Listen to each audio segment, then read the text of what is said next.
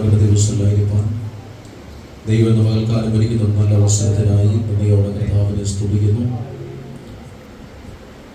കർത്താവിൻ്റെ ദാസനെ ഓർത്ത് കർത്താവിനെ സ്തുതിക്കുന്നു. പ്രിയ ദേവദാസന്റെ പ്രത്യേക സ്നേഹവന്ദനം എന്ന പകൽക്കാലം അറിയിക്കുന്നു. ദൈവമക്കളെ ഓർത്ത് കർത്താവിനെ സ്തുതിക്കുകയാണ്. എല്ലാ ദൈവമക്കൾക്കും കർത്താവായ യേശു ക്രിസ്തുവിന്റെ നാമത്തിലുള്ള സ്നേഹവന്ദനത്തെ എന്ന പകൽക്കാലം അറിയിക്കുന്നു. കഴിഞ്ഞ പ്രാവശ്യയുടെ സ്നാന ശുശ്രൂഷയിലൂടെ കടന്നു വരുവാനും ശുശ്രൂഷയിലൊക്കെ പങ്കുചേരുവാൻ സ്വർഗത്തിലെ ദൈവം അടിയന് അവസരങ്ങൾ ഒരുക്കിയത് ഓർത്ത് നന്ദിയോടെ കർത്താവിനെ സ്തുതിക്കുകയാണ്. ആ സമയത്ത് പ്രിയ ദേവദാസനോട് ഞാനിങ്ങനെ പറയാനിടയിൽ ഈ മാസാവസാനം ഒരുമിച്ചൊരു ആരാധന കൂടാൻ കടന്നു വരാം എന്ന് പറഞ്ഞതിൻ്റെ ഒരു രീതിയിലാണ് ഇന്ന് പകലിലൂടെ കടന്നു വരുവാനും നിങ്ങളോട് ചേർന്ന് കർത്താവിനെ ആരാധിപ്പാൻ ദൈവം അവസരമൊരുക്കി തന്നതോർത്ത് നന്ദിയോടെ കർത്താവിനെ സ്തുതിക്കുന്നു. അടിയൻ്റെ പ്രിയ മാതാവ്, പിതാവ്, സഹോദരങ്ങളെല്ലാം ഇന്ന് ഈ പകലിൽ ഇതിനകത്ത് ഉണ്ട്. അവരോട് ചേർന്ന് കർത്താവിനെ ആരാധിക്കാൻ നല്ലൊരു അവസരം ദൈവം ഒരുക്കി തന്നതോർത്ത് ദൈവത്തെ സ്തുതിക്കുന്നു. എൻ്റെ കൂടെ കടന്നു വന്ന പ്രിയ സാറ് ഞങ്ങൾ രാവിലെ ഒരുമിച്ചാണ് കടന്നു വന്നത്. പൊതുപ്രവർത്തനങ്ങളിലൊക്കെ അനേക ജനങ്ങൾക്ക് വേണ്ടി പല നന്മകളായിട്ടുള്ള കാര്യങ്ങളൊക്കെ ചെയ്യുന്ന ദാസനാണ്. ഞങ്ങൾ ഒരുമിച്ച് ശുശ്രൂഷകളിലൊക്കെ കടന്നു പോകാറുണ്ട്. സ്നേഹത്തെ ഓർത്ത് ദൈവത്തെ നന്ദിയോടെ സ്തുതിക്കുന്നു. എല്ലാവർക്കും ഒരിക്കൽ കൂടി കർത്താവായ യേശു ക്രിസ്തുവിന്റെ നാമത്തിൽ സ്നേഹവന്ദനം അറിയിച്ച് ദൈവാത്മാവ് നൽകി തന്ന സമയത്തിനുള്ളിൽ തന്നെ ദൈവവചനത്തിൽ ചില ചിന്തകൾ പറഞ്ഞ് തീരുമാനത്തെ ദൈവത്തിൽ ആഗ്രഹിക്കുന്നു. വളരെ പ്രാർത്ഥനയോടെ കർത്താവിന്റെ പാദപീഠത്തിലായിരിക്കുമ്പോൾ നമുക്കൊരു വേദഭാഗം വായിക്കാം. എസ്തേറിന്റെ പുസ്തകം 5-ാം അധ്യായം.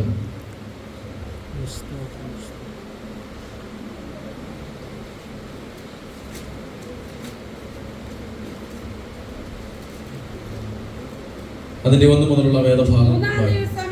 രാജവസ്ത്രം ധരിച്ചുകൊണ്ട് രാജധാനിയുടെ അകത്തെ പ്രകാരത്തിൽ ചെന്ന് രാജഗൃഹത്തിന്റെ നേരെ നിന്നു. രാജാവ് രാജധാനിയിൽ രാജഗൃഹത്തിന്റെ വാതിലിന് നേരെ തന്റെ സിംഹാസനത്തിൽ ഇരിക്കുകയായിരുന്നു. എസ്തേർ രാജ്ഞി പ്രാകാരത്തിൽ നിൽക്കുന്നത് രാജാവ് കണ്ടപ്പോൾ അവനെ അവളോട് കൃപ തോന്നി. തന്റെ കയ്യിലിരുന്ന പൊൻചെങ്കോൽ രാജാവ് എസ്തേറിന്റെ നേരെ നീട്ടി. എസ്തേർ അടുത്തു ചെന്ന് ചെങ്കോലിന്റെ അഗ്രഹം തൊട്ട് രാജാവ് അവളോടെ കർത്താവിന്റെ സന്നിധിയിലേക്ക് നമ്മെ തന്നെ സമർപ്പിച്ചൊരു നിമിഷം കണ്ണുകൾ അടച്ച് പ്രാർത്ഥിക്കാം. പരിശുദ്ധനായ ദൈവമേ, സ്വർഗ്ഗീയ പിതാവേ, തിരുനാമത്തിന് നന്ദിയോടെ കർത്താവിനെ സ്തുതിക്കുന്നു. പകൽക്കാലം അല്പനേരം കർത്താവിന്റെ വചനങ്ങളെ കർത്താവെ പങ്കിടുവാൻ ഞങ്ങൾക്ക് ദൈവത്തിന്റെ കൃപ പകരണമെന്ന് പ്രാർത്ഥിക്കുന്ന കർത്താവെ, സഭയ്ക്കും കടന്നു വന്ന കുടുംബങ്ങൾക്ക് അടിയങ്ങൾക്കെല്ലാം ഒരനുഗ്രഹമായി തീരുവാൻ സ്വർഗത്തിന് ദൈവടയാക്കണമെന്ന് പ്രാർത്ഥിക്കുന്നു. കർത്താവിന്റെ വചനത്തിന്റെ വെളിപ്പാടുകളുടെ ദർശനങ്ങളെ കർത്താവ് നൽകി തന്ന് അനുഗ്രഹിക്കണമെന്ന് പ്രാർത്ഥിക്കുന്ന വാസ്തവമായി ഇതിനകത്ത് ഇരിക്കുന്ന ഓരോ വ്യക്തികളോടും ഭവനങ്ങളോട് ഓരോ ഹൃദയങ്ങളോട് ദൈവത്തിന്റെ ആത്മാവെന്ന് പകലിൽ വചനമായി ഇടപെട്ട് അനുഗ്രഹിക്കണമെന്ന് പ്രാർത്ഥിക്കുന്നു. ആദ്യോടൊപ്പം പരിശുദ്ധാത്മാവ് നിയന്ത്രിക്കണം, യേശുവിന്റെ നാമത്തിൽ തന്നെ ആമേൻ. നമ്മൾ വായിച്ചിരിക്കുന്ന വേദഭാഗം എസ്തേറിന്റെ പുസ്തകമാണ് വായിച്ചിരിക്കുന്നത്. ആ വാക്യത്തിനകത്ത് അതിപ്രധാനമായിട്ട് കാണിച്ചിരിക്കുന്ന ഒരു ഭാഗത്തെ തൊട്ടിന്ന് പകലിൽ സംസാരിപ്പാൻ ആഗ്രഹിക്കുന്നു. എസ്തേർ രാജാവിന്റെ മുന്നിലേക്ക് കടന്നു ചെല്ലുന്ന സമയത്ത് രാജാവ് അവക്ക് നേരെ ചെങ്കോല് നീട്ടി, പൊൻചെങ്കോല് നീട്ടി. നമുക്കതിന്റെ എല്ലാ പശ്ചാത്തലങ്ങൾ അറിയാം. രാജാവ് ഒരാൾക്ക് നേരെ ചെങ്കോൽ നീട്ടിയിട്ടുണ്ടെങ്കിൽ ആ വ്യക്തിയുടെ ജീവന് ഒരാപത്തും സംഭവിക്കുന്നില്ല. രാജസന്നിധിയിലേക്ക് കടന്നു ചെല്ലുമ്പോൾ അനുവാദം കൂടാതെ കടന്നു ചെല്ലുന്ന ഏതൊരു വ്യക്തിയും രാജാവിന് അവരെ കുറിച്ചൊരു നല്ലൊരു ബോധ്യം അല്ലെങ്കിൽ അവരോടൊരു താല്പര്യം തോന്നിയില്ലെങ്കിൽ രാജാവ് ചെങ്കോൽ അവർക്ക് നേരെ നീട്ടുകയില്ല. അങ്ങനെ രാജാവിന് ഹൃദയം കൊണ്ട് തോന്നാത്ത രീതിയിൽ അല്ലെങ്കിൽ താല്പര്യം തോന്നാതെ ആരെങ്കിലും കടന്നു ചെല്ലുകയോ അവന്റെ നേരെ ചെങ്കോൽ നീട്ടാതെ വരികയോ ചെയ്താൽ അവനെ രാജസന്നിധിയിൽ നിന്ന് പിടിച്ചുകൊണ്ടുപോയി കൊന്നുകളയണം എന്നൊരു നിയമം ഉണ്ട്. അപ്പൊ രാജാവ് കയറി ചെല്ലുന്നവരുടെ നേരെ പൊൻചെങ്കോൽ നീട്ടുക എന്ന് പറഞ്ഞാൽ അതൊരു അസാധ്യമായ കാര്യമാണ്.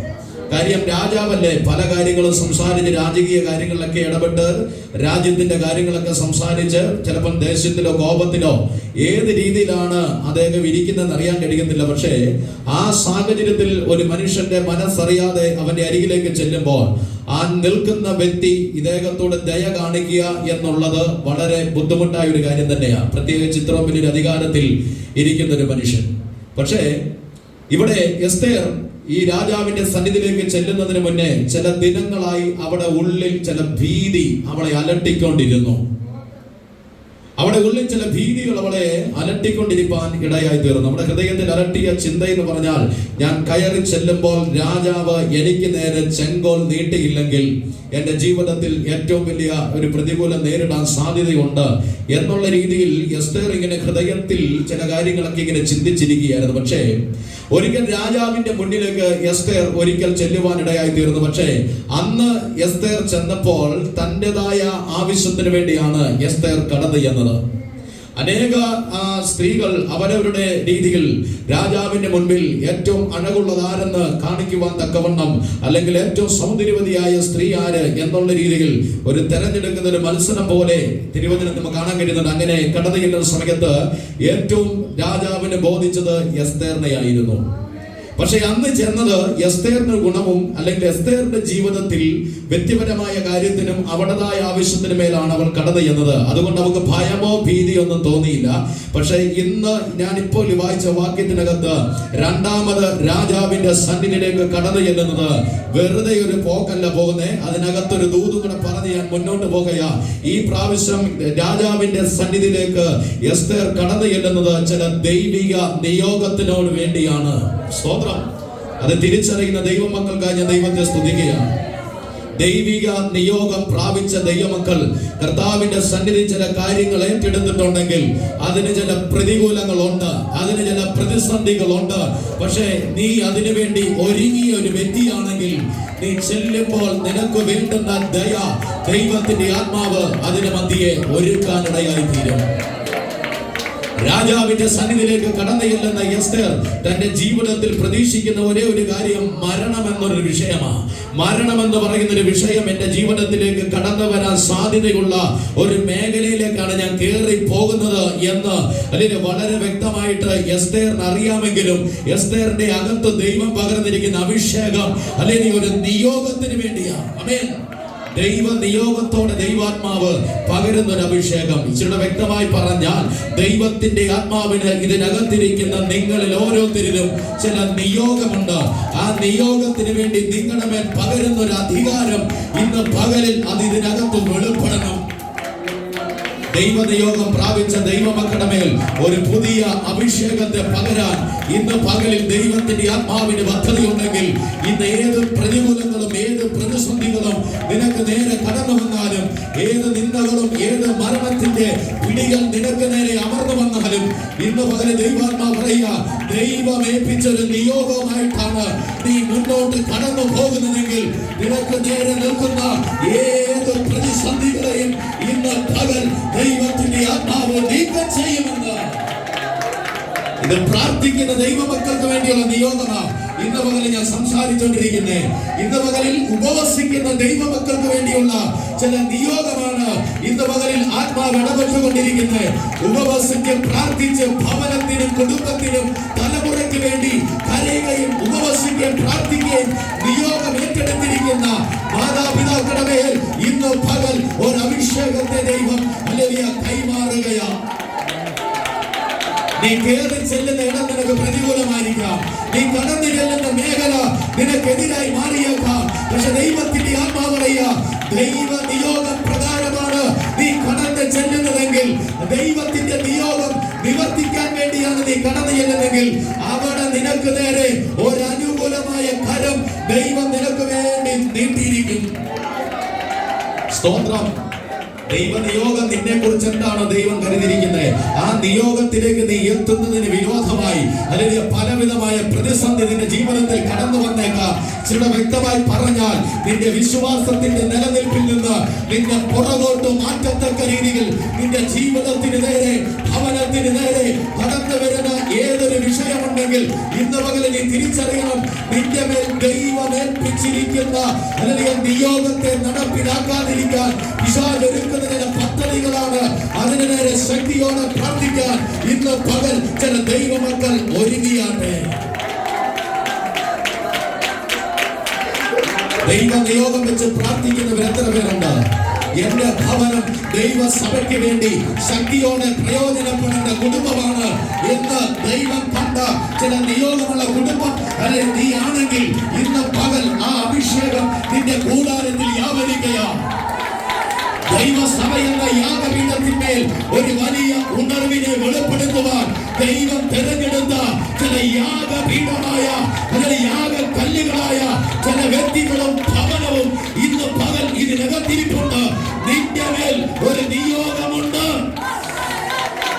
ഈ ശക്തി ഏറ്റെടുക്കുന്ന, ഈ അഭിഷേകം ഏറ്റെടുക്കുന്ന, ഈ ദൂത് അകത്തേക്ക് സ്വീകരിക്കുന്ന ദൈവ പൈതലെ, ഇന്ന് പകൽ ആ ദൈവാലോചന നിന്റെ മേൽ കൈമാറുമ്പോൾ തന്നെ നിനക്കെതിരെ നിൽക്കുന്ന സകല പ്രതികൂലങ്ങളെ ദൈവാത്മാവിന്റെ മകളെ നീക്കം ചെയ്യുകയാണ്.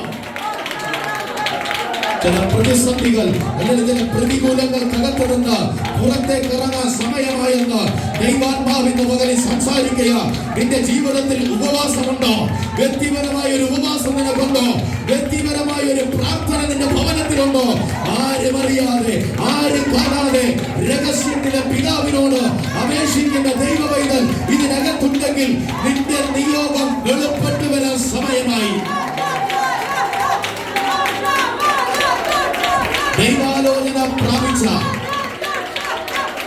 ദൈവിക ആലോചന പ്രാപിച്ച, പരിശുദ്ധാത്മാവിന്റെ ദൂത് ഏറ്റെടുത്ത ചില ദൈവമക്കൾക്ക് ചില നിവർത്തീകരണം സംഭവിക്കേണ്ടതിന് ഇന്ന് പകൽ ആ നിയോഗത്തിന്റെ അഭിഷേകത്തെ, നിയോഗത്തിന്റെ അധികാരത്തെ ഇന്ന് പകലിൽ സ്വർഗം നിന്റെ മേൽ കൈമാറുകയാണ്.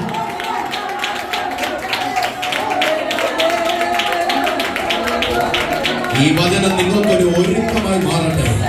കർത്താവേ, ഇന്ന് പകൽ എന്റെ ഭവനത്തിന്മേൽ ഒരു നിയോഗമുണ്ടെങ്കിൽ, എന്റെ തലമുറയുടെ മേലൊരു നിയോഗമുണ്ടെങ്കിൽ, എന്റെ അല്ലെങ്കിൽ ജീവിതത്തിനകത്ത് സുവിശേഷത്തിന് വേണ്ടി എന്റെ മേൽ എന്തെങ്കിലും ഒരു നിയോഗം ദൈവം ആക്കി വെച്ചിട്ടുണ്ടെങ്കിൽ ഇന്ന് പകൽ ആ നിയോഗം നിവർത്തിയാകത്തക്ക രീതിയിൽ എന്റെ മേൽ ഒരു അഭിഷേകത്തെ ദൈവം പകരണമേ എന്ന്. നീ ചുമ്മാ മുന്നോട്ട് നമ്മൾ ഓടിയാൽ പിശാചിന് നമ്മോട് ഒരു പോരാട്ടവുമില്ല. വെറുതെ പോകുന്നവരോട് അന്ധകാരത്തിന് ഒരു എതിർപ്പുമില്ല. വെറുതെ നിലനിൽക്കുന്നവരോട് ശത്രുവിന് യാതൊരു പോരാട്ടവുമില്ല.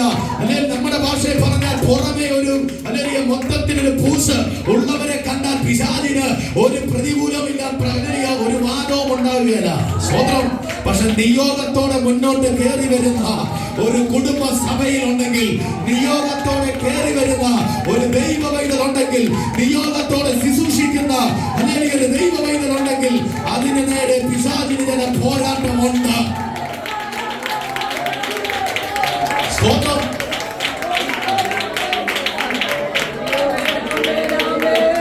ഈ എസ്തേർ ആദ്യം ദൈവ ആ സന്നിധിയിൽ നോക്കിയ ആ രാജാവിന്റെ സന്നിധിയിലേക്ക് ചെന്നപ്പോ എസ്തേറിന് യാതൊരു ഒരുക്കത്തിന്റെ ആവശ്യമില്ലായിരുന്നു. പിന്നെയുള്ള ഒരുക്കം എന്ന് പറഞ്ഞാൽ പുറമേ ഉള്ളൊരു ഒരുക്കം. ഇപ്പൊ ഞാൻ ഈ പറയുന്ന ദൂതിനകത്ത് പുറമേയുള്ള ഒരുക്കം കൊണ്ട് ജയിക്കത്തില്ല. അങ്ങനെയുള്ള ഒരു ദൂത എന്ന് ഞാൻ സംസാരിക്കുന്നത്. പൗലോസ് പറഞ്ഞ് നിങ്ങൾ ഓർക്കുന്നുണ്ടായിരുന്നു, പുറമേ ഉള്ളവൻ ക്ഷയിച്ചാലും ആഗമേയുള്ളവൻ നാൾക്ക് നാൾ ബലം ധരിക്കും. സ്തോത്രം. ഇന്ന് പകൽ പോരാട്ടമുണ്ടെങ്കിൽ അത് ജനത്തിരക്തമുള്ളവനല്ല, നിന്റെ അകത്ത് പകർന്നിരിക്കുന്ന അഭിഷേകം പുറത്തേക്ക് എടുത്ത് ചിലതിനോട് പോരാടുവാൻ ഈ 2025 അതിന്റെ ആദ്യത്തെ മാസം അവസാന ഞായറാഴ്ചയിൽ ആത്മാവ് നിനക്ക് പകരുന്ന ഈ ദൂത് നീ ഏറ്റെടുക്കുക. അല്ലെങ്കിൽ 2024-ലും 23-ലും 22-ലും അല്ലെങ്കിൽ നാളുകളായി നിന്റെ ഭവനം കരകയറാൻ സമ്മതിക്കാതെ വണ്ണം പോരാടിയ വിഷയത്തിന് ഇന്ന് പകൽ ഒരു ചെങ്കോല് ദൈവം നിനക്ക് വേണ്ടി നീട്ടാൻ പോകുകയാണ്. നിന്റെ കൂടാരത്തിലേക്ക് ദൈവം ഒരു ചെങ്കോൽ നീട്ടാൻ പോകുകയാണ്. നിന്റെ ദാസന്റെ നേരെ, നിന്റെ ഭർത്താവിന്റെ നേരെ ദൈവം ഒരു ചെങ്കോൽ അല്ലെങ്കിൽ നീട്ടാൻ പോകുകയാണ്.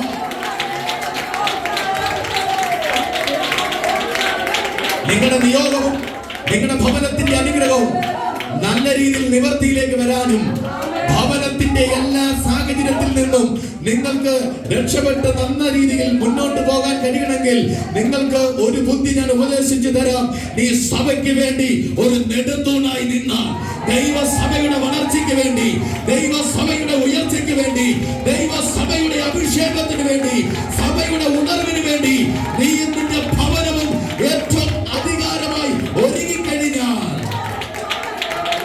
ദൈവസഭയുടെ ഉണർവിനെ, ആത്മീയ അന്തരീക്ഷത്തെ ഏത് ഭവനം കീപ്പ് ചെയ്യുന്നോ, ഏത് ഭവനം നിയന്ത്രിക്കുന്നോ, ആ ഭവനത്തെ ഒരിക്കലും ദൈവം അനുഗ്രഹിക്കാതെ വിടുകയില്ല. സ്തോത്രം. ദൈവം നമുക്ക് തന്നിരിക്കുന്ന ചെറിയൊരു അഭിഷേകമല്ല.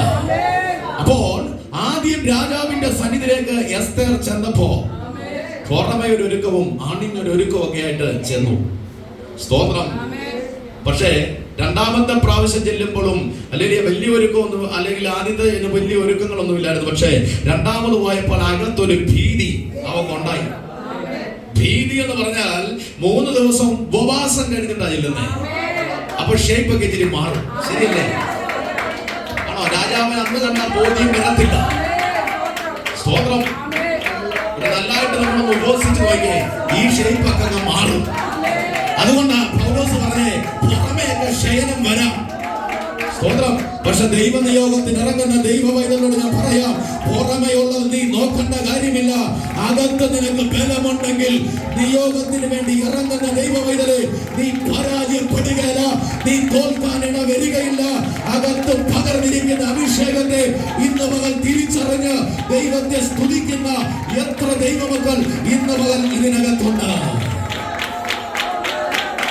എസ്തേറിന് മനസ്സിലായി, എസ്തേറിന് പിടികിട്ടി. ഞാൻ 3 ദിവസം ഉപവസിച്ചിട്ട് 3-ാമത്തെ ദിനം രാജാവിന്റെ മുന്നിലേക്ക് ചെല്ലുമ്പോൾ ആ മുഖത്തിന്റെ പച്ചപ്പും ആ രൂപമൊക്കെ ഒന്ന് ചിലപ്പോ എന്ത് ചെയ്യാ, ശകലം ഒന്ന് മാറിയെന്ന് വരാം. അത് വെച്ച് നോക്കുകയാണെങ്കിൽ, അങ്ങനെ ഒന്ന് നോക്കുകയാണെങ്കിൽ ചിലപ്പോ രാജാവ് പൊൻചെങ്കോൽ നീട്ടാൻ സാധ്യത കുറവാണ്. സ്തോത്രം.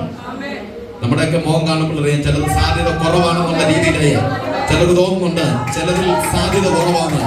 പക്ഷെ ഇന്ന് പകല് ഞാൻ പറയാം, ആത്മാവാണ് നിന്നെ നടത്തുന്നെങ്കിൽ, പരിശുദ്ധാത്മാവാണ് നിന്നെ കൊണ്ടുപോകുന്നെങ്കിൽ, ഏത് അസാധ്യമായ വാതിലുകളും ഏത് അസാധ്യമായ മേഖലകളും നിന്റെ മുന്നിൽ ദൈവം തുറക്കും.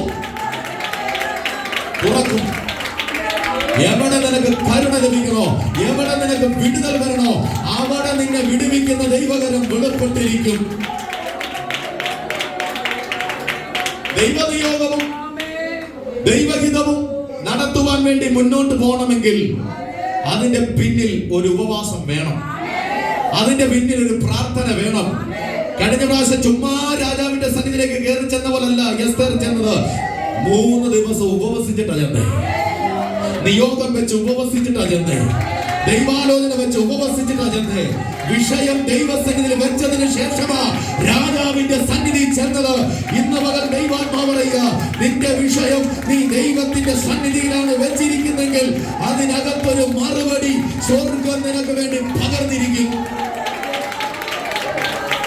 സ്തോത്രം. പല നിയോഗവും തട്ടി നിൽക്കുന്നതിന്റെ കാര്യം പിന്നിൽ ഉപവാസമില്ല, പിന്നിൽ പ്രാർത്ഥനയില്ല. എന്ന് പറഞ്ഞാൽ നമ്മൾ തന്നെ ചെയ്യേണ്ട ചില കടമകളുണ്ട്. അന്ന് എസ്തേർ തന്റെ വ്യക്തിപരമായ കാര്യത്തിന് വേണ്ടി രാജാവിന്റെ അരികിൽ ചെന്നെങ്കിൽ ഇന്ന് എസ്തേർ ചെല്ലുന്നത് എന്തിനാന്ന് ചോദിച്ചാൽ, യഹൂദ ജനത്തെ മുഴുവൻ മുടിച്ചു കളയണമെന്ന് അല്ലെങ്കിൽ ഹാമാൻ ഒരുക്കിയ ഒരു വലിയ അധികാരമുണ്ട്. ഹാമാൻ പറഞ്ഞ വലിയൊരു വിധിയുണ്ട്.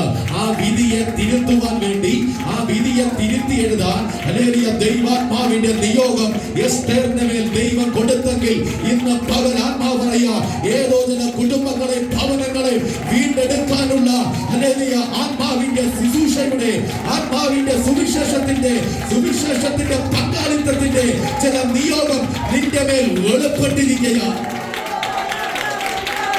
സ്തോത്രം.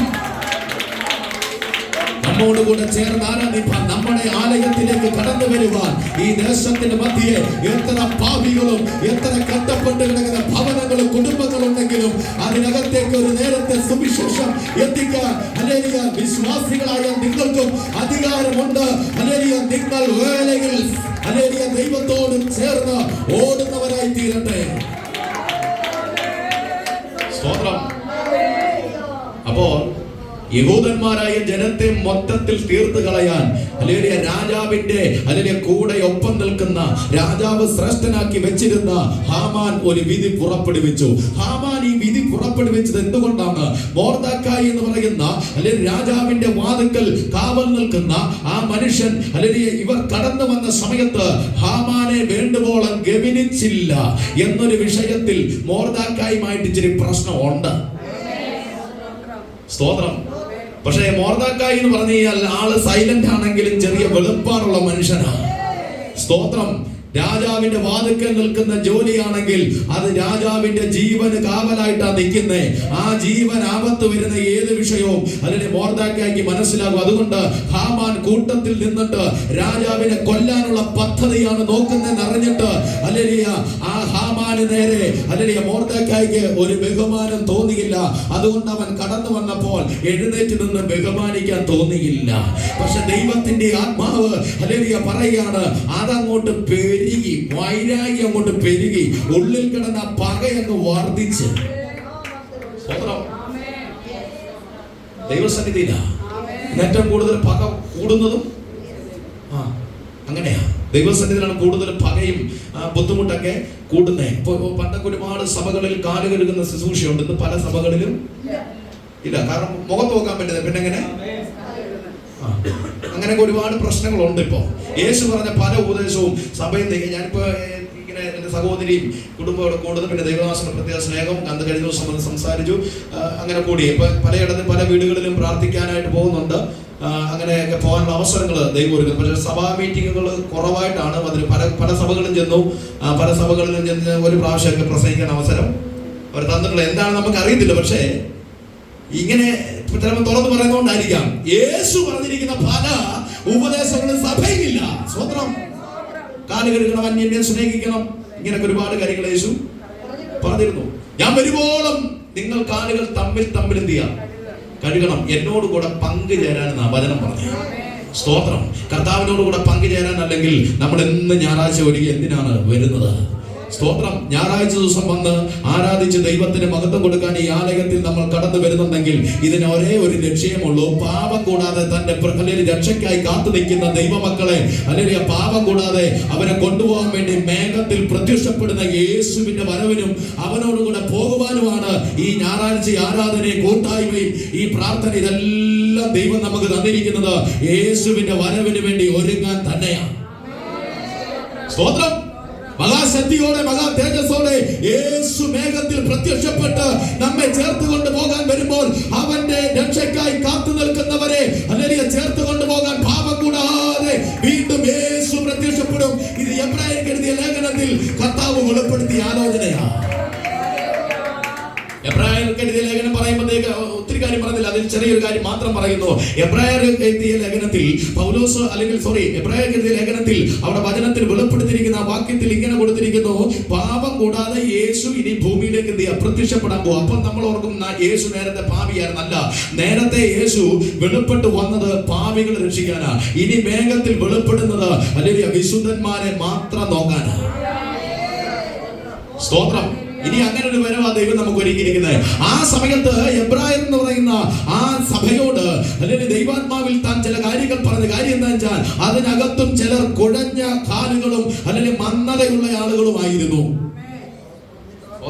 കൈകൾ തളർന്നവരും കാലുകൾ കുഴഞ്ഞവരും അല്ലേ, അങ്ങനെയുള്ള മന്ദതയുള്ള ചില ആളുകളുണ്ട്. ചിലരുടെ അന്ന് ഇങ്ങോട്ട് വന്ന ആ ശക്തി ഇന്ന് ഇല്ല.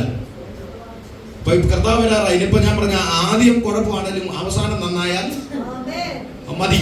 ഇതിപ്പോ ആദ്യം ശക്തി കൂടുതലായിരുന്നു, ഇപ്പം ക്ഷയിക്കുന്നു. അങ്ങനെ ഒരു അനുഭവത്തിലേക്ക് വന്നിരിക്കുക.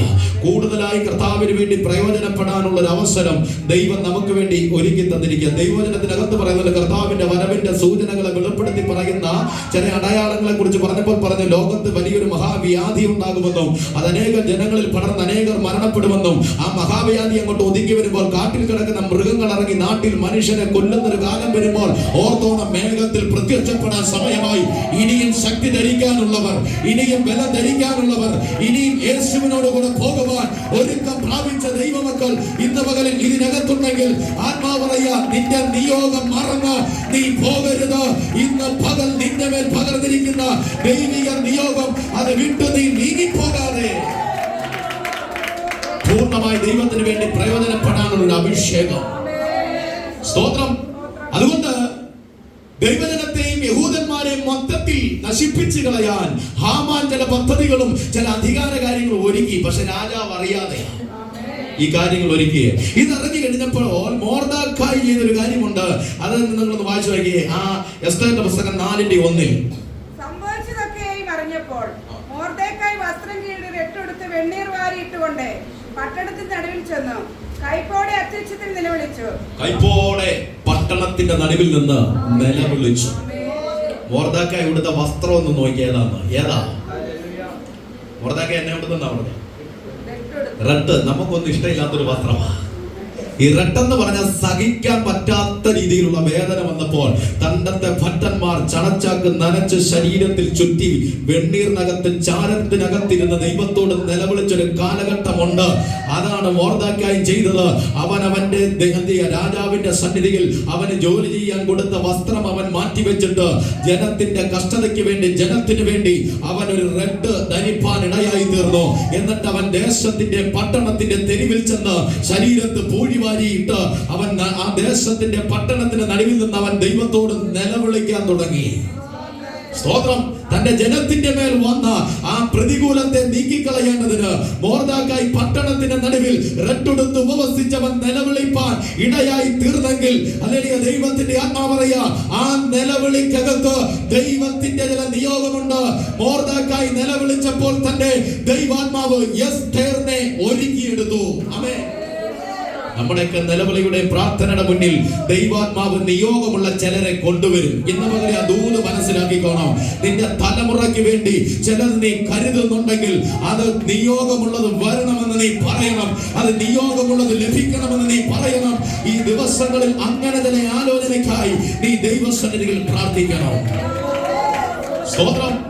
അതുകൊണ്ട് തന്റെ ജീവിതത്തിനകത്ത് ജനത്തെ മൊത്തത്തിൽ തകർത്ത് കളയാനുള്ള ഒരു പ്രതികൂലം ഇങ്ങോട്ട് കടന്നു വന്നപ്പോൾ, ഒരു പ്രതിസന്ധി ഇങ്ങോട്ട് കടന്നു വന്നപ്പോൾ ദൈവത്തിന്റെ ആത്മാവിൽ മൊർദെഖായി റെട്ടെടുത്ത് അവൻ തെരുവിന്റെ മുന്നിൽ, പട്ടണത്തിന് മുന്നിൽ അവൻ നിലവിളിക്കാൻ ഇടയായി തീർന്നു. ഇന്ന് പകലിൽ ഒരു ആലോചനയിൽ ഞാൻ പറയട്ടെ, അകത്ത് നീ ആരും അറിയാതെ ഒരു റെഡ് നീ എടുത്തിട്ടുണ്ടെങ്കിൽ, അല്ലെങ്കിൽ ഒരു വേദന നീ ധരിച്ചിട്ടുണ്ടെങ്കിൽ, ഒരു വിലാപം നീ ധരിച്ചിട്ടുണ്ടെങ്കിൽ, ഇന്ന് പകൽ നിന്റെ വിലാപത്തെ നിർത്തമാക്കുന്നവൻ ഇതിനകത്തേക്ക് വ്യാപരിക്കയാ. നിന്റെ കൂടാരത്തിനകത്തേക്ക് വ്യാപരിക്കയാ.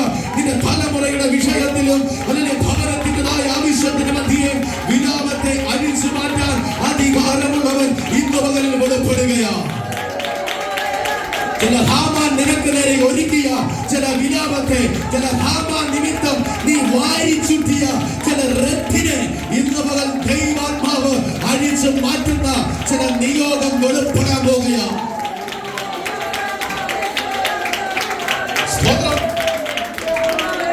ദൈവജനത്തിന്റെ കഷ്ടത കണ്ടിട്ട് റെട്ടെടുക്കുന്ന മൊർദെഖായിയെ പോലെ ഉള്ള അഭിഷക്തന്മാരുന്നുണ്ടെങ്കിൽ, അല്ലെങ്കിൽ അവർക്ക് നേരെ ആരും നിൽക്കത്തില്ല. അവർക്ക് നേരെ പോരാടിയാൽ അതിന് മധ്യേ ന്യായം വിധിക്കുന്നത് സ്വർഗത്തിലെ ദൈവമാണ്. സ്തോത്രം. എല്ലാ സഭകളിലും പോകുമ്പോൾ ഞാൻ പറയാറുണ്ട്, ദൈവജനത്തിന് വേണ്ടി കഷ്ടം സഹിക്കുന്ന അഭിഷക്തന്മാർക്ക് നേരെ ഒരു വാക്ക് പോലും ചലിക്കാൻ പറ്റത്തില്ല. ഒരു വാക്കോ ചിന്തയോ നിരൂപണം പോലും ദൈവമക്കൾക്ക് മറുതലിച്ച് ചിന്തിക്കാൻ പാടില്ല. കാര്യം അവരെ ദൈവം നേരിട്ട് ഏൽപ്പിച്ചിരിക്കുന്ന കാര്യമാണ്. അല്ലെങ്കിൽ മൊർദെഖായി റെട്ടെടുത്ത് ദൈവത്തിന് വേണ്ടി നോക്കിയ ദൈവജനത്തിന് വേണ്ടി റെട്ടെടുത്ത് ദൈവസന്നിധിയിൽ വിലപിച്ച് പട്ടണത്തിന് മുന്നിൽ വാവിട്ടവൻ നിലവിളിച്ചപ്പോൾ ദൈവത്തിന്റെ ആത്മാവ് പറയാ, അല്ലെങ്കിൽ മൊർദെഖായിയെ കൊല്ലാൻ വേണ്ടി ഹാമാൻ ഒരുക്കിക്കൊണ്ട് വന്ന ആ കഴുമരത്തെ ദൈവം തൊട്ടപ്പോൾ ചെറിയൊരു തൊടിയിലല്ല, അല്ലെങ്കിൽ ദൈവ നിയോഗത്തോടെ നിൽക്കുന്ന ദൈവ പൈതലിന് നേരെ ആര് വിരൽ ചൂണ്ടിയാലും, ആര് വാക്കുയർത്തിയാലും, ആര് കരം നീട്ടിയാലും, ആര് എതിർത്താലും അതിന് മധ്യേ ഇറങ്ങി പ്രവർത്തിക്കുന്നത് സ്വർഗത്തിലെ ദൈവമായിരിക്കും. സ്തോത്രം. ദൈവനിയോഗമുള്ളപ്പോൾ നീ എന്തിനാ ഒരു ഹാമാനെ പേടിക്കുന്നേ, ഒരു വ്യക്തിയെ പേടിക്കുന്നേ? അവൻ ഒരുക്കിയിരിക്കുന്ന കഴുമരം കണ്ട് നീ പേടിക്കണ്ട. നിന്റെ നിയോഗം ദൈവം ചിലരെ ഏൽപ്പിച്ചിരിക്കുക. നീ നിലവിളിച്ചപ്പോൾ തന്നെ, നീ കരഞ്ഞപ്പോൾ തന്നെ നിനക്ക് വേണ്ടുന്ന നിയോഗം ദൈവം കണ്ടെത്തി. പട്ടണത്തിന് മുന്നിൽ ഉപവാസം റെട്ടെടുത്ത് വിലപിച്ച് ഉറക്കെ നിലവിളിച്ച് വാവിട്ട് കരഞ്ഞ അല്ലെങ്കിൽ മോർദെഖായി നിലവിളിക്കുമ്പോൾ എസ്തേറിന്റെ കാതിൽ ഇത് ചെന്നു. എസ്തേർ പറയാ, രാജാവിന്റെ സന്നിധിയിൽ വേല ചെയ്യുന്നവൻ അല്ലെങ്കിൽ വസ്ത്രങ്ങളെ ഉരിഞ്ഞു കളഞ്ഞവൻ ചടച്ചാ കൊടുത്ത് അവൻ തെരുവിന്റെ മധ്യേ നിലവിളിക്കുന്ന എന്തിനെന്ന് പോയി ചോദിക്കാൻ പറഞ്ഞു. ഇതെല്ലാം നിയോഗമാകട്ടോ. അല്ലെങ്കിൽ ചെന്ന് ചോദിക്കാൻ പറഞ്ഞു. ചെന്ന് ചോദിച്ച സമയത്ത് അല്ലെങ്കിൽ കടന്നു ചെന്നപ്പോൾ എല്ലാ കാര്യങ്ങളും എസ്തേറിനെ ധരിപ്പിച്ചു. എല്ലാ കാര്യങ്ങളും എസ്തേറിനോട് പറഞ്ഞു. എസ്തേർ പറയാണ്, ഞാൻ ഇതിനകത്ത് എന്ത് ചെയ്യാൻ പറ്റും? നീ ഈ വസ്ത്രം ധരിക്കേ. ഞാനൊരു വസ്ത്രം കൊടുത്തു വിട്ട് നീ അതങ്ങ് ധരിക്കുക. എന്നാലിപ്പം ഇങ്ങനെ ആയിപ്പോ അതുകൊണ്ട് രട്ടം കഴിച്ചേക്ക്. എന്നിട്ട് ഈ വസ്ത്രം അങ്ങ് ധരിക്കേ. ആ ബുദ്ധിമുട്ടങ്ങ് മാറട്ടെ. ഈ വസ്ത്രം ധരിക്കാൻ പറഞ്ഞു. മോർദെഖായി പറഞ്ഞു, ഇല്ല, ഞാനൊരു വിഷയത്തിന് വേണ്ടി ഉടുത്ത ഡ്രസ്സായിരുന്നു. ഞാനൊരു വിഷയത്തിന് വേണ്ടി ഞാൻ റെട്ടെടുത്തതാ. അതഴിയാതെ ഞാൻ ഈ റെട്ടഴിക്കത്തില്ല. ആ വിഷയത്തിൽ മറുപടി വരാതെ എന്റെ പ്രാർത്ഥന മാറുകയില്ല. ആ വിഷയത്തിന്മേൽ മറുപടി വരാതെ ഈ റെട്ടും ഈ ഉപവാസവും ഞാൻ നിർത്തുകയില്ല. സ്തോത്രം. ബലത്തോടുള്ള അത്ര ഉറപ്പോടുള്ള ഒരു പ്രാർത്ഥനയാണ് താൻ ദൈവസന്നിധിയിൽ കൊടുക്കാനിടയായി തീർന്നേ. ഞാൻ പറയട്ടെ, ആ പട്ടണത്തിന്റെ നടുവിൽ ആ റെട്ടെടുത്ത് നിലവിളിച്ചെങ്കിൽ ആ നിലവിളിക്ക് ഒരു മറുപടി ഉണ്ട്. ആമേൻ. എന്നോട് അങ്ങനെയാണ് പരിശുദ്ധാത്മാവ് ചില ഭവനങ്ങളെ നോക്കി ഇതിനകത്തുനിന്ന് ആലോചന കൈമാറുന്നത്.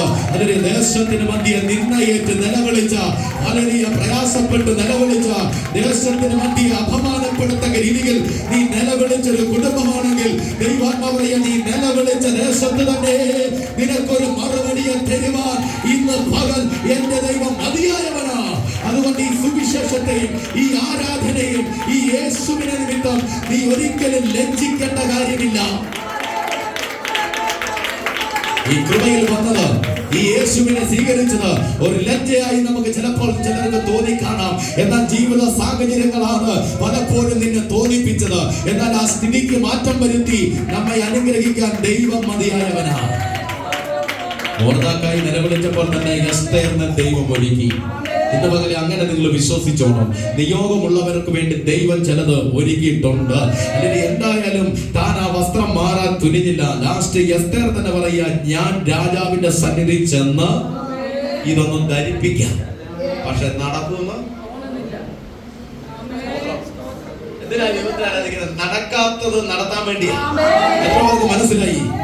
നടക്കാൻ പറ്റുകയില്ലാത്തത് നടത്തരുതെന്ന് പിശാച് പറഞ്ഞത് നടത്താൻ നമുക്കൊരു അധികാരമുണ്ട്. ഈ നിയോഗമുള്ളവന് മേൽ ദൈവം ഏൽപ്പിച്ചിരിക്കുന്ന അഭിഷേകം എന്താ?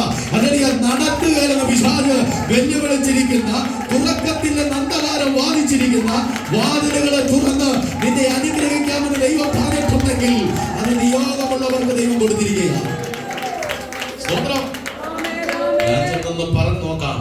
പിന്നെ ചെല്ലാൻ എനിക്ക് എത്ര ചിലപ്പം സാധ്യത ഉണ്ടാവുകയില്ല. കാര്യം ചെന്നാലും എനിക്ക് തിരിച്ചുവരവ് ഉണ്ടാവുന്നു തോന്നുന്നില്ല.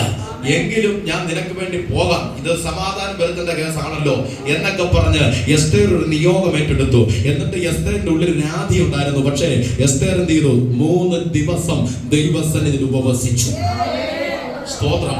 3 ദിവസം ദൈവസന്നിധിയിൽ ഉപവസിച്ചു. അല്ലെങ്കിൽ ചില പ്രശ്നങ്ങൾ വരുമ്പോൾ ദൈവാത്മാവ് പറയാ, ഉപവാസത്താലും പ്രാർത്ഥനയാലും അല്ല ചിലത് മാറുകയെന്ന് തോന്നിയാൽ നീ ഉപവസിക്കുക തന്നെ ചെയ്യണം. നീ പ്രാർത്ഥിക്കുക തന്നെ ചെയ്യണം. അതിനകത്ത് പ്രാർത്ഥിച്ച് നീ വിടുതൽ പ്രാപിക്കണം.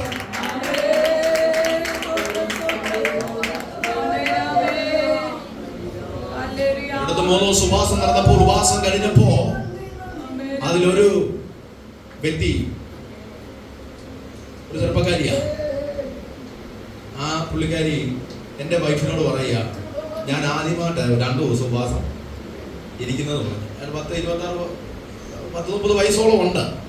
ആ വ്യക്തി പറയാണ്, ദൈവത്തെ അറിഞ്ഞിട്ട് പെന്തിക്കോസ് കുടുംബത്തിൽ ജനിച്ചാ, പക്ഷെ ദൈവത്തെ അറിഞ്ഞിട്ട് പറയാണ്, 2 ദിവസം ഞാൻ ആദ്യമായിട്ട് ഉപവസിക്കും. നല്ല തന്നെ ജീവിതത്തിൽ ഇന്ന് വരെ ഞാൻ അതന്നെ 2 ദിവസം എങ്ങനെ പോയെന്ന് എനിക്ക് തന്നെ. സ്തോത്രം. ഉപവാസവും പ്രാർത്ഥനയും സകല മേഖലയിൽ നിന്നും ഒഴിഞ്ഞു. സ്തോത്രം. ദൈവസഭയിൽ ഒരു ഉപവാസം നടക്കുമ്പോൾ ദൈവദാസൻ എന്തായാലും പൂർണ്ണമായിട്ട് ഉപവാസമായിരിക്കും. ആ ഉപവാസത്തിന്റെ കൂടെ ചില ദൈവമക്കൾ ചിലരെ ഉപവസിക്കാൻ സാധ്യത ഉള്ളൂ. എല്ലാരും ഒന്നും ഉപവസിക്കുകയല്ല. അതുകൊണ്ടാണ് വചനത്തിൽ എഴുതി തിന്നുന്നവൻ തിന്നും തിന്നാത്തവൻ തിന്നാതെ ദൈവത്തെ സ്തുതിക്കുന്നു. അതുകൊണ്ട് തിന്നോണ്ട് ഉപവസിക്കാന്ന് ഒരു ഭാഷ പറഞ്ഞു. ആ വാക്യം വെച്ചു. എന്നോട് ഒരു പയ്യൻ 21 ദിവസം ഉപവാസം ഇരുന്നു. ഞാൻ 40 ദിവസം ഇരുന്നപ്പോഴത്തേക്ക് എൻ്റെ കൂടെ ആ പയ്യൻ 21 ദിവസം ഇരുന്നു. അപ്പോൾ അവരുടെ അമ്മയ്ക്കൊക്കെ ഒരു അതിശയവും അവരുടെ ഫാദറിനൊക്കെ ഒരു വലിയ സന്തോഷമൊക്കെ ആയിരുന്നു. അവരുടെ അമ്മ ഒരു ഉപദേശം കൊടുത്തേ, എന്നെ അതിൻ്റെ 21 ദിവസം നീ ഒരു ഉഴുന്നോടെ എങ്ങനെ തിന്നാൻ പോകും, ഇങ്ങനെ ഒരു ഇതായില്ലേ. ഞാൻ പറയാം, കണ്ടമാനം ആത്മാവ് ഉപയോഗിക്കാൻ തുടങ്ങിയ പിശാച് വീട്ടിൽ നിന്നും ഇറങ്ങും. അത് വെച്ച് പ്രാർത്ഥിച്ചോണം. സ്തോത്രം. ഹന്നപ്രവാചകി സഭയിലേക്ക് പോയി കൃപ മേടിച്ച് അഭിഷേകം പ്രാപിച്ച് വീട്ടിലേക്ക് ചെല്ലുമ്പോൾ കുത്താൻ വേറെ കേസ് അവിടെ ഉണ്ട്. ചില വിഷയത്തിൽ നിന്ന് ഒഴിഞ്ഞോ, അതാ വിടുതൽ. ഇന്ന് പകരം ദൂതാ പറയുന്നതിനൊപ്പം പറയണ്ട. പറഞ്ഞാൽ നിന്റെ നിയോഗം തട്ടിപ്പോകും. പക്ഷെ ഇന്ന് പകൽ നിന്റെ ഭവനത്തിനകത്ത് ഏത് വാക്ക് നിനക്ക് എതിരായി വന്നാലും, ഇന്ന് പകൽ ഏത് വ്യക്തി നിനക്ക് നേരെ സംസാരിച്ചാലും അവരുടെ മുന്നിൽ മൗനം പാലിച്ചിട്ട് നിന്റെ പ്രാർത്ഥന അറയിലേക്ക് നീ കടന്നിട്ട് നീ മുഴങ്കാൽ മടക്കി പ്രാർത്ഥിക്കുക. ചില നിയോഗങ്ങൾ പെടും. എന്ത് ചെയ്യണമെന്നറിയാതെ ഭാരപ്പെടുന്ന വിഷയത്തിന് മധ്യേ, എങ്ങനെ മുന്നോട്ട് പോകണമെന്നറിയാതെ നിരാശപ്പെടുന്ന വിഷയത്തിന് മധ്യേ നീ പ്രാർത്ഥനാ മുറിയിൽ മുഴങ്കാൽ മടക്ക്. ചില നിയോഗം ദൈവം വെളിപ്പെടുത്തി തരും. പ്രാർത്ഥിക്കുന്ന ദൈവമേതൽ മുഴങ്കാൽ മടക്കിയാൽ എന്റെ പക്ഷെ പറയുന്നു, നിനക്ക് വിരോധമായി നിൽക്കുന്ന അനേക മേഖലകളിൽ ഈ സംഭവം അറിയുമെന്ന്. അന്ന് രാത്രി നീ മുഴങ്കാൽ മടക്കി നോക്കിയ ദേശത്തിന്റെ പോരുകൾ അറിയും. അല്ലെങ്കിൽ നിന്നോട് എതിർത്ത് നിൽക്കുന്ന ഭവനം അറിയും. നിനക്ക് എതിർത്ത് നിൽക്കുന്ന സമൂഹം അറിയും. നിനക്ക് വിരോധമായി ബാലിന്റെ ശക്തികളെ പ്രതിഷ്ഠിച്ച് നിനക്കെതിരായി പോരാടുന്ന ആധിപത്യങ്ങൾ നിന്റെ പ്രാർത്ഥനയുടെ ബലത്തെ തിരിച്ചറിയും. അപ്പൊ നിയോഗം ഉള്ളവരെ തടയാൻ പല വിഷയങ്ങളും കടന്നു വരാം. ഇപ്പൊ കൂടുതൽ വരുന്ന നിയോഗങ്ങളെ തടയുന്ന ഒരു ഭാഗം എസ്തേറിനുണ്ടായി. ഭീതി, ഭയം. ഏറ്റവും കൂടുതൽ വിശ്വാസികളുടെ ഉള്ളിൽ എന്ത് ചെയ്യാം? പേടിയാണ് കൂടുതലും അവരെ പിടിക്കുന്നത്. ഇന്നിപ്പോ ഈ പകല് നമ്മൾ ഈ നടപ്പിൽ രാത്രി ഒക്കാതെ വരും. അങ്ങനെയുള്ള വിഷയമുണ്ട്. പണ്ടൊരാള് വസ്ത്രം അലക്കി വെളിയിൽ അയവള്ളിയെ പുള്ളി തന്നെ ഹാങ്കറായിട്ട് പുള്ളി തന്നെ രാത്രി ഇറങ്ങി കണ്ടുപേടിച്ചു. ഇതെല്ലാം ഇതിൽ വരുന്ന ഭയം, ഭീരുത്വത്തിന്റെ ആത്മാവിനെ അല്ല എന്ന് ദൈവവചനം പറയുന്നുണ്ട്. പക്ഷെ അകത്ത് ഭയം നിന്നിട്ട് ഒരു തരവും വയ്യ. സ്തോത്രം. ഈ ഭയം നിന്നെ എത്തിക്കുന്ന എവിടാന്ന് ചോദിച്ചാൽ നിന്റെ നിയോഗങ്ങളിൽ നിന്ന് നിന്നെ മാറ്റി അല്ലെങ്കിൽ വലിയ പടുകുഴിയിലേക്ക് കൊണ്ടുപോയി അല്ലെങ്കിൽ ഭയം നിന്നെ ഇറക്കും. പക്ഷെ ദൈവത്തിൽ വിശ്വസിക്കുന്ന ദൈവവേദനോട് പറയാം, മുന്നിൽ ഒന്നും നീ കണ്ടിട്ടില്ലെങ്കിലും, മുന്നിൽ നിനക്ക് പ്രതീക്ഷയ്ക്ക് വകുപ്പൊന്നുമില്ലെങ്കിലും, നിന്റെ അകത്ത് വിശ്വാസമുണ്ടെങ്കിൽ നീ ദൈവ നിയോഗം ഏറ്റെടുത്ത് പ്രാർത്ഥിച്ച് മുന്നോട്ട് തന്നെ ചെല്ല്. അവിടെ ചെല്ലുമ്പോഴായിരിക്കാം നിനക്ക് വേണ്ടി ഒരു ചെങ്കോൽ ദൈവം നീട്ടുന്നത്. ദൈവം പറഞ്ഞൊരു നിയോഗമുണ്ട്, നിനവേ പോയി അതിനോട് പ്രസംഗിക്കുക. സ്തോത്രം. ഇടയ്ക്ക് വെച്ച് എന്നാ വന്നു? യോനാക്ക് പേടി വന്നപ്പോൾ പുള്ളി പറഞ്ഞു, ചിലപ്പോൾ അവിടെ രാജാവ് ദൂത് പറയും, പുള്ളി കുറെ കിടങ്ങ് വാളൂരി ഒരു വെട്ടു. ഇതെല്ലാം നമ്മുടെ മനസ്സിലെ പ്ലാനാ. അന്നേരപ്പം തന്നെ വണ്ടിക്കൂലിയും കൊടുത്ത് അടുത്ത കപ്പലെ കയറി പോയി. പക്ഷെ പോയി കഴിഞ്ഞ് അവസാനം തിരിച്ചു വന്നത് മരണവാസങ്ങൾ എന്നെ ചുറ്റി, പാതാള വേദന എന്നെ. അതാ ഞാൻ പറഞ്ഞു, ഈ നിയോഗം മാറിപ്പോയി കഴിഞ്ഞാൽ വലിയ പടുകുഴിയിലൂടെ ചാടുള്ളൂ. പിന്നെ വരവ് ബുദ്ധിമുട്ടാ. അല്ലെങ്കിൽ പെട്ടെന്ന് ലഭിക്കുന്ന ചില വിടുതലുകൾ ഉള്ളിന്റെ ആശങ്കയും വിശ്വാസക്കുറവ് കൊണ്ട് അത് ദീർഘമാക്കുന്ന ആൾക്കാരും ഉണ്ട്. കാര്യം കരയിൽ കൂടെ സഞ്ചരിച്ചു പോയാൽ 3 ദിവസം കൊണ്ട് നിനവേ ചെല്ലണ്ട. അല്ലെങ്കിൽ യോന അല്ലെങ്കിൽ 3 ദിവസം കപ്പൽ യാത്ര ചെയ്തു. 3 ദിവസം 3 ദിവസം മീനിന്റെ വയറ്റിൽ വെള്ളത്തിയിരുന്നു. പിന്നെ കരയിൽ വന്നിട്ട് 3 ദിവസം യാത്ര ചെയ്തു. മൊത്തം 6 ദിവസം കൂടിയോ? കൂടി. അപ്പോൾ ആശങ്കയും വിശ്വാസവും ആത്മീയത്തിൽ ശക്തമായി മുന്നോട്ട് പോകാൻ കഴിഞ്ഞില്ലെങ്കിൽ വിടുതലിന്റെ ഡേറ്റ് കുറച്ചുകൂടെ മുന്നോട്ട് നീങ്ങും. പക്ഷെ നിയോഗമുള്ള ദൈവവചനത്തെ കുറിച്ച് ഞാൻ പറയാം. പ്രാർത്ഥിക്കാൻ ഇരിക്കുന്ന ഏത് മേഖലയാണോ അവിടുന്ന് നിനക്ക് നിയോഗം തുറക്കും. അവിടുന്ന് ഒരു വാതിൽ നിനക്ക് തുറക്കും. ഇത് ദൈവത്തിന്റെ ആത്മാവിന്റെ അഭിഷേകമാണ്. അതുകൊണ്ട് ഇന്ന് പകലത്തെ ആരാധനയിൽ ചില ദൈവ നിയോഗം പ്രാപിച്ച ദൈവ കുഞ്ഞുങ്ങളുടെ മേൽ ദൈവം ഒരു അഭിഷേകത്തെ പകരാൻ പോകുകയാ. ശത്രു തടഞ്ഞു വെച്ച, അന്ധകാരം മുടക്കി വെച്ച, പൈശാചിക വിധി എഴുതി കെട്ടിവെച്ച ചില ദൈവ മക്കളെ അല്ലെങ്കിൽ ചില വിടുതലുകളെ, ചില ദൈവ പ്രവർത്തികളെ ഇന്ന് പകൽ ദൈവാത്മാവ് അഭിഷേകം ചെയ്ത് നിന്നെ പുറത്തു കൊണ്ടുവരുമെന്ന്.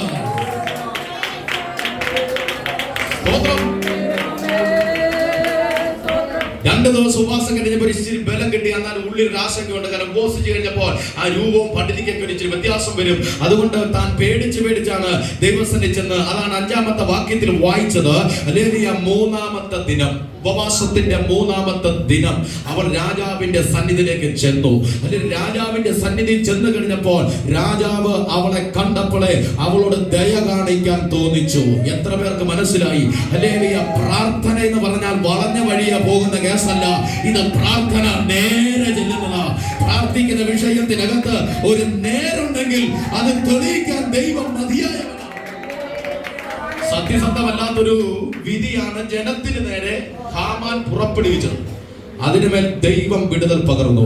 നിന്റെ ഭവനം ആത്മീയത്തിൽ ആരാധിക്കുന്നതും ഈ കർത്താവിനെ ആരാധിച്ച് കുടുംബത്തിനകത്ത് ഈ നാളുകളിൽ ജയം പ്രാപിച്ചും ആത്മീയ അന്തരീക്ഷത്തെ നാം നിയന്ത്രിച്ചും മുന്നോട്ട് പോകുന്നത് അല്ലെങ്കിൽ ചില ഹാമാനോ ചില ഇസബേലിനോ അല്ലെങ്കിൽ തടസ്സമാണെങ്കിൽ ഇന്ന് പകൽ ദൈവാത്മാവ് പറയുക, അവർ പല വഴികളും ഉപയോഗിക്കും, പല രീതികളും ഉപയോഗിക്കും. പക്ഷെ ഇന്ന് പകൽ ദൈവാത്മാവ് പറയുക, നിന്റെ ദൈവനിയോഗം വെച്ച് പ്രാർത്ഥിച്ച് നീ മുന്നോട്ട് നീങ്ങിയാൽ നിന്നെ വിളിച്ചതിന്റെ ഉദ്ദേശം എന്റെ ദൈവം നിവർത്തിക്കും.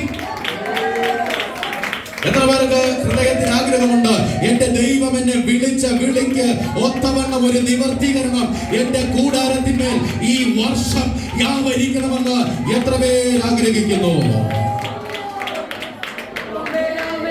നമ്മുടെ സഭ നല്ല ശക്തിയോടെയും സഭയ്ക്കകത്ത് നമ്മൾ നല്ല തീയായി മാറിയാൽ നമ്മുടെ ഭവനത്തിനകത്ത് അതിന്റെ അനുഗ്രഹം ഉണ്ട്.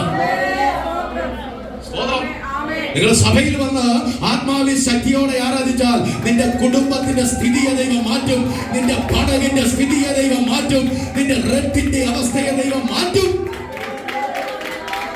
നാളുകളായി ഭവനത്തിനകത്ത് നിന്ന് ദൈവമഹത്വം നഷ്ടപ്പെട്ടു പോയ ചില വ്യക്തി ജീവിതങ്ങൾ ഇന്ന് പകൽ ഇതിനകത്തിരിപ്പുണ്ട്. ആത്മാവ് പറയുക, നിന്റെ വീടിനകത്ത് നിന്ന് നഷ്ടപ്പെട്ടു പോയ ദൈവത്തിന്റെ മഹത്വം അത് തിരികെ പ്രാപിക്കാൻ ആ പെട്ടകം തിരികെ കടന്നു വരാം. സ്തോത്രം, സ്തോത്രം. എന്നാ വിലാപം നിന്നെ ചുറ്റിയത്? എന്തുകൊണ്ടാണ് വിലാപം നിന്റെ ജീവിതത്തിൽ നിന്ന് മാറാത്തത്? അല്ലെങ്കിൽ യഹോവയായ ദൈവം ഒരു പെട്ടകം നിന്നെ ഏൽപ്പിച്ചെങ്കിൽ അത് നിന്റെ വീടിനകത്ത് ഒളിപ്പെടണം. പെട്ടകം എന്ന് പറഞ്ഞാൽ ദൈവത്തിന്റെ അതിമഹത്വം വസിക്കുന്ന ഇടം. ദൈവമഹത്വം വസിക്കുന്ന ഇടം വീട്ടിൽ നിന്ന് നഷ്ടപ്പെട്ടിട്ടുണ്ടെങ്കിൽ വീട് വിലപിക്കേണ്ടി വരും, വിലാപത്തിന്റെ വസ്ത്രം ധരിക്കേണ്ടി വരും. ഒരിക്കൽ അല്ലെങ്കിൽ ദാവീദ് വിലാപം ധരിച്ചതിന്റെ കാര്യം, ഇസ്രായേൽ മക്കളുടെ നടുവിൽ നിന്ന് 20 കൊല്ലമായിട്ട് ഫെലിസ്ത്യൻ എന്ത് ചെയ്യാം, പെട്ടകം എടുത്തോണ്ട് പോയി. ഇവർ അറിഞ്ഞും ഇല്ല. ചിലർ ഞായറാഴ്ച രാവിലെ ബൈബിൾ തപ്പുന്നത് എവിടെ വെച്ചെന്ന് തപ്പ്. അവിടെ നമ്മുടെ സഭയില് ചിലര് ഇങ്ങനെ വന്ന് ഈ ജനലിന്റെ പടിയെ മറന്നു വെച്ചിട്ടു. അത് ഞാൻ മൊത്തം തലമാരിക്കകത്ത് വെച്ചിട്ടു. അത് പിന്നെ ഇല്ലാത്തവർ വരുമ്പോൾ ഞാൻ കൊടുക്കും. അങ്ങനെ ഇപ്പൊ 2 കൊടുത്തു. പിന്നെ അവർ വന്ന് ചോദിക്കുമ്പോൾ പുതിയ വേറെ മേടിച്ചോളാം പറയാം. അങ്ങനെ തന്നെയാണ് ചെയ്യുന്നത്. സാറ് ഞങ്ങൾ സഭയിൽ കൊടുത്തു, സാറ് ഇത് കൊണ്ട് ചോദിച്ചു നോക്കുക. അങ്ങനെയാണ് കൊടുക്കുന്ന ഇച്ചിരി ബുദ്ധിമുട്ട്. അല്ല പിന്നെ അതുപോലെ ജാമ്യക്കാര് സ്തോത്രം ഫെലിസ്ത്യനോട് ദൈവാലോചന വെളിപ്പെടുത്തിയപ്പോൾ അവർ കടന്നു ചെന്നപ്പോൾ അവിടെ പറഞ്ഞൊരു കാര്യമുണ്ട്. ഈ എടുത്തുകൊണ്ട് വന്ന കേസ് ചെറിയ വിഷയമല്ല. ഇത് കൊണ്ടു കൊടുക്കുമ്പോൾ ആ വണ്ടിയാലും ഈ വണ്ടിയാലൊന്നും കൊണ്ടുപോയി കൊടുക്കാതെ പുതിയൊരു വണ്ടി ഉണ്ടാക്കി അതിനകത്ത് വെച്ച് അതിന്റെ വിലയോടുകൂടെ അതിന്റെ മാന്യതയോടുകൂടെ ഈ വചനം നീ തിരിച്ചു കൊണ്ട് കൊടുക്കണം, അല്ലെങ്കിൽ ഈ പെട്ടകം നീ തിരികെ കൊണ്ട് കൊടുക്കണം. അങ്ങനെയാ ഫെലിസ്ത്യനോട് പറഞ്ഞേ. പെട്ടെന്ന് തന്നെ ഇതെല്ലാം ഉണ്ടാക്കി. അപ്പോൾ ഇത് ഈ പെട്ടകം തിരിച്ചു കൊണ്ടുവരാൻ രാജാവായ ദാവീദ് കുറെ പേരെ കൊണ്ടുപോയി. ഇതെല്ലാം കൊണ്ടുപോയി തിരിച്ചു വന്നപ്പോഴത്തേക്ക് പാതി വഴി വെച്ച് കാള വരണ്ടു കഴിഞ്ഞപ്പോൾ പെട്ടകം മറിഞ്ഞു വന്നപ്പോ ഉസ കയറി താങ്ങി. ഉസ കയറി താങ്ങി കഴിഞ്ഞു. ആ സമയത്ത് തന്നെ അദ്ദേഹം വീട് മരിച്ചു. വിലാപം ഉണ്ടാകുകയല്ലേ? സ്തോത്രം. അപ്പൊ ദാവീദ് ഇരിക്കുക, എന്റെ വീട് അനുഗ്രഹിക്കാനുള്ള പെട്ടകം പകുതി വരെ വന്നുള്ളൂ, എന്റെ അകത്ത് വിലാപുവാ എന്ന് പറഞ്ഞിങ്ങനെ ഇരിക്കുക. അപ്പൊ ഭാര്യ ഇടയ്ക്കിടയ്ക്ക് ചോദിച്ചു എന്നാ പറ്റി. അപ്പൊ പുള്ളി പറഞ്ഞു എനിക്ക് വിലാപമാണ്. സ്തോത്രം. ദൈവാത്മാ പറഞ്ഞ ഈ പെട്ടകവും ദൈവമഹത്വവും നിലനിർത്താൻ അല്ലെങ്കിൽ കൊണ്ടുവരാൻ അല്ലെങ്കിൽ നീ ആരെയും കൂട്ടിക്കൊണ്ട് പോയിട്ട് കാര്യമില്ല, നിയോഗമുള്ളവർ പോണം. എത്ര പേർക്ക് മനസ്സിലായി? നിന്റെ വീട്ടിൽ നിനക്കൊരു നിയോഗമുണ്ട്, പക്ഷെ നീ അത് തിരിച്ചറിയാതിരിക്കുക. നിന്റെ സന്ധ്യപ്രാർത്ഥനയിലും നിന്റെ ആരാധനയിലും നിന്റെ വീട്ടിലെ പ്രാർത്ഥനയിലും അത് തിരിച്ചറിയാതെയാണ് നീ പ്രാർത്ഥന കൂടുന്നതെങ്കിൽ ഇന്ന് മുതൽ ആത്മാവ് പറയുക, നിന്റെ വീടിനകത്തെ സന്ധ്യപ്രാർത്ഥനയിൽ ആത്മാവിൽ ആരാധിക്കാൻ ദൈവം ഇതിലെ നീ വീട്ടിലെ സന്ധ്യ പ്രാർത്ഥനയിൽ ബൈബിൾ വായിക്കാത്ത അനേക സഹോദരന്മാരുണ്ടെങ്കിൽ വായിക്കാൻ തുടങ്ങിക്കോണം. കാര്യം നിയോഗം നിന്റെ മേല. കൈയടിക്കാത്തവരുണ്ടെങ്കിൽ അനേക ഭവനത്തിനകത്ത് കരമടിച്ച് ആരാധിക്കാൻ തുടങ്ങിക്കോണം. കാര്യം നിയോഗം നിന്റെ മേല. എന്റെ നിയോഗം നിന്റെ വീട് അനുഗ്രഹിക്കാനുള്ളത്. രണ്ട് ഭാഗം ദൂരം കൂടെ പറഞ്ഞ് നിർത്താൻ ആഗ്രഹിക്കുക. സ്തോത്രം. ഭവനത്തിനകത്ത് ദൈവം ഏൽപ്പിച്ചൊരു മഹത്വമുണ്ട്. അത് തിരികെ പിടിക്കാൻ ഈ ദിവസങ്ങളിൽ നിങ്ങൾ ഒരുങ്ങിക്കോണം. അത് നിങ്ങളുടെ ജീവിതത്തിൽ ഒരു വിടുതല. എന്നാൽ നോക്കിക്കേ, ദാവീദിനോട് പറയുക, ദാവീദേ, അവര് വിരിഞ്ഞെന്നാലൊന്നും പെട്ടെന്ന് കയറി വരികയില്ല. നീ ലേവ്യരെ വിളിച്ചോണ്ട് പോ. കാരണം ലേവ്യരെ ഞാൻ യഹോവയുടെ പെട്ടകം ചുമക്കാൻ ഞാൻ നിയോഗിച്ചു നിർത്തിയതാ. അല്ല, നിയോഗിച്ചവരെ ദൈവം വരുത്തും നിനക്ക് വേണ്ടി. നീ വിലപിച്ചിരിക്കുമ്പോൾ, നിന്റെ അകത്ത് നീ വിലാപം ചുറ്റിയിരിക്കുമ്പോൾ, അല്ലെങ്കിൽ നിനക്ക് വേണ്ടി ദൈവം നിയോഗിച്ച ചിലരെ അയക്കും. ഇത് ആത്മാവിന്റെ ദൂത. അതുകൊണ്ട് തന്നെ അവിടെ വെളിപ്പെടുത്തി പറഞ്ഞിരിക്കുന്നു, ലേവ്യർ പോയി അവർ ചെന്ന് യഹോവയുടെ പെട്ടകം കൊണ്ടുവന്നു. യഹോവയുടെ പെട്ടകം ദാവീദിന്റെ കളത്തിലേക്ക് കയറി വന്നപ്പോൾ ദാവീദ് എഴുന്നേറ്റ് തുള്ളിച്ചാടി അവൻ നൃത്തം ചെയ്തു. അതാ സങ്കീർത്തനക്കാരൻ പറഞ്ഞത്, ഹല്ലേലൂയ, അവൻ എന്റെ വിലാപത്തെ നൃത്തമാക്കി, എന്റെ റെഡിനെ അഴിച്ച് എന്റെ സന്തോഷത്തെ ഉടിപ്പിച്ചു. ഇന്ന് പകലിൽ ആത്മാ പറയുക, ഈ പുതുവർഷത്തിൽ നിന്റെ വീടിനകത്ത് ചില വിലാപങ്ങൾ നടക്കണമെന്ന്, ചില നിലവിളികൾ ഉയരണമെന്ന്, പിശാച് എഴുതിയ ചില വിധികളെ ഇന്ന് പകലിൽ തരണം ചെയ്യാൻ ദൈവം നിന്റെ മേൽ അഭിഷേകം പകർന്നെങ്കിൽ ഒരു ദൈവ നിയോഗം നിന്റെ വീടിന്റെ മേലുണ്ട്. അത് ഈ ദിവസങ്ങളിൽ വെളിപ്പെട്ട് വരേണ്ടതിന് ഇന്ന് പകൽ ദൈവം പകരുന്ന ആ അഭിഷേകം സകല ദൈവമക്കളും ഏറ്റെടുത്താണ്. എല്ലാ ദൈവമക്കളും ആ അഭിഷേകത്തെ ഏറ്റെടുത്ത്, ആ ദൈവകൃപയെ ഏറ്റെടുത്ത് നിന്റെ വീടിനകത്ത് വെളിപ്പെടേണ്ട ദൈവ സാന്നിധ്യം അനുകരിയാൻ പ്രാപിക്കുവാൻ തക്കവണ്ണം ആ നിയോഗമാണ് ദാവീദിന് ദൈവം കൊടുത്തത്. അവന്റെ റെട്ടടിച്ചു, അവന്റെ വിലാപങ്ങളെ നൃത്തമാക്കി. ഇതുപോലെ തന്നെ നോക്കിയേ, ജനത്തിന് നേരെ അതികർശനമായ തീരുമാനങ്ങൾ പുറപ്പെടുവിച്ചെങ്കിലും ദൈവത്തിന്റെ ആത്മാവ് പറയുക, സ്തോത്രം, തളർന്നു പോകാതെ മൊർദെഖായി നിലവിളി നിർത്താതെ ഇരുന്നു. സ്തോത്രം. അത് ഓർത്ത് ഞാൻ ദൈവത്തെ സ്തുതിക്കുക. ഉപവാസം. ആ വാക്യം ഒന്നുകൂടെ വായിച്ചാട്ടെ. മൂന്നാം ദിവസം എസ്തേർ രാജവസ്ത്രം ധരിച്ചുകൊണ്ട് രാജധാനിയുടെ അകത്ത് പ്രകാരത്തിൽ ചെന്ന് രാജഗൃഹത്തിന്റെ നേരെ നിന്നു. രാജാവ് രാജധാനിയിൽ രാജഗൃഹത്തിന്റെ വാതിലിന് നേരെ തന്റെ സിംഹാസനത്തിൽ ഇരിക്കുകയായിരുന്നു. മതി. ഞാൻ പറഞ്ഞത്, എസ്തേറിന് നേരെ നിയോഗം വെച്ച് പ്രാർത്ഥിച്ച് മുന്നോട്ട് പോയവർക്ക് വേണ്ടി ദൈവം ഒരു ചെങ്കോൽ നീട്ടി. ഇന്ന് പകലത്തെ ആരാധനയിൽ നാം ഒരുമിച്ച് ദൈവത്തെ ആരാധിക്കുമ്പോൾ, യേശുവിന്റെ നാമത്തിന് നാം മഹത്വം കരയറ്റുമ്പോൾ, ഈ നാളുകളിൽ നിങ്ങൾക്ക് വേണ്ടി വെളിപ്പെടാനുള്ള നിയോഗത്തെ ദൈവം നിങ്ങളുടെ മുന്നിൽ തന്നെ എത്തിക്കും. അതിനകത്ത് ഭയം കൂടാതെ, ഭീതി കൂടാതെ ഈ ദിവസങ്ങളിൽ മുന്നോട്ട് പോകാൻ ദൈവമക്കൾക്ക് ഒരുക്കമുണ്ടെങ്കിൽ നിന്റെ വീടിനകത്തെ മഹത്വം തിരികെ വരും. ആമേൻ. നിന്റെ വീടിനകത്ത് സാന്നിധ്യം തിരികെ വരും. നിന്റെ ജീവിതത്തിനകത്ത് ചില ദൈവ സാന്നിധ്യം ദൈവം വെളിപ്പെടുത്തും. അതുകൊണ്ട് ഈ ദിവസങ്ങളിൽ ഇതിനകത്ത് ഹല്ലേലൂയ റെഡ് നിന്റെ ജീവിതത്തിൽ എടുത്തിട്ടുണ്ടെങ്കിൽ അത് മാറി പുതിയൊരു വിടുതലിലേക്ക് നീങ്ങുവാൻ സ്വർഗത്തിലെ ദൈവം ഇന്ന് പകൽ ചില വ്യക്തികളുടെ മേൽ അഭിഷേകം പകരുകയാ. അതുകൊണ്ട് ഒരിക്കൽ കൂടി ഞാൻ പറയട്ടെ, നിയോഗത്തിന് വേണ്ടി പ്രാർത്ഥിച്ചൊരുങ്ങുക. ദൈവം ഏൽപ്പിച്ച ദൗത്യത്തിന് വേണ്ടി പ്രാർത്ഥിച്ചൊരുങ്ങുക. പത്രോസിന് മേൽ ഒരു നിയോഗം ഉണ്ടായിരുന്നു. പത്രോസ് കാരാഗൃഹത്തിൽ അകപ്പെട്ടു പോയി. പക്ഷെ നിയോഗം മാറിയില്ല. ഹല്ലേലൂയ. ബന്ധിച്ചത് മനുഷ്യനാണെങ്കിലും സ്വതന്ത്രമാക്കുന്നത് പരിശുദ്ധാത്മാവാണെന്നുള്ള ആ ശക്തിയേറിയ ദൂത് ഇന്ന് പകൽ തിരിച്ചറി. അതുകൊണ്ട് നിയോഗത്തോടെയും ദൈവശക്തിയോടെയും ദൈവകൃപയോടെയും മുന്നോട്ട് പോകുവാൻ വേണ്ടി ഈ ദിവസങ്ങളിൽ ഒരുങ്ങിയിരിക്കുന്ന നിങ്ങളെ ഓരോ ദൈവമക്കളോട് ഞാൻ വെളിപ്പെടുത്തുകയാ. നിങ്ങളുടെ ആത്മീയ ചിന്തകൾക്കും ആത്മീയ വിടുതലുകൾക്കും വിരോധമായിട്ട് ഏതെല്ലാം പ്രതികൂലങ്ങൾ കടന്നു വന്നിട്ടുണ്ടോ അതെല്ലാം ഈ ദിവസങ്ങളിൽ ദൈവസനിൽ വെച്ച് നിങ്ങൾ ശക്തമായി പ്രാർത്ഥിക്കുക. ദൈവം ചില നിയോഗമായി ചില വഴികൾ നിനക്ക് വേണ്ടി തുറക്കും. ഭവനത്തിന് വേണ്ടി തുറക്കും. തലമുറകൾക്ക് വേണ്ടി തുറക്കും. അത് സംഭവിക്കപ്പെടുവാൻ ഈ ദിവസങ്ങളിൽ കർത്താവിന്റെ പാദപീഠത്തിൽ ആ എസ്തേറിനെ പോലെ വെച്ച് ദൈവസന്നിധിയിൽ പ്രാർത്ഥിക്കാനുള്ള ഒരുക്കവും സമർപ്പണവും ഇന്ന് പകലിൽ വെളിപ്പെടട്ടെ. സ്വർഗത്തിലെ ദൈവം അതിന് മധ്യേ നമ്മെ അനുഗ്രഹിപ്പാൻ ഇടയായി തീരട്ടെ. അതുകൊണ്ട് ഇന്ന് പകലിൽ ദൈവം നൽകിയ നല്ല ആലോചന നിങ്ങളുടെ ജീവിതത്തിലേക്ക് ഏറ്റെടുത്ത് എന്റെ ഭവനം ഉണരുവാനുണ്ടെങ്കിൽ, ഞാൻ ഇനിയും സഭയ്ക്കും ദൈവിക സുവിശേഷത്തിന് വേണ്ടി ഉണരുവാനുണ്ടെങ്കിൽ എന്നെ തന്നെ ഏൽപ്പിക്കുന്നു, സമർപ്പിക്കുന്നു എന്ന് ഈ വചനത്തിന് മുന്നിൽ നമ്മെ തന്നെ സമർപ്പിക്കാം.